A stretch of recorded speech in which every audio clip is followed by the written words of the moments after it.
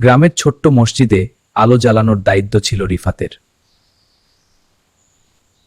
প্রতিদিন মাগরিবের আগে সে গর্ব করে মসজিদে যেত। আর নিজেই আলো জ্বালাতাম। কিন্তু একদিন গিয়ে দেখে আলো আগেই জ্বলছে। সে চারদিকে তাকালো, দেখল কেউ নেই। আল্লাহ তোমার মনের কথা জানেন, তুমি খোলাখুলি বলতে পারো, সে ইমাম সাহেবকে গিয়ে বলল। পরদিন সে লুকিয়ে দেখার সিদ্ধান্ত নিল। হঠাৎ দেখে তার ছোট ভাই আলো জ্বালাচ্ছে। আমি তোমার সাথে সওয়াব ভাগ করতে চেয়েছি।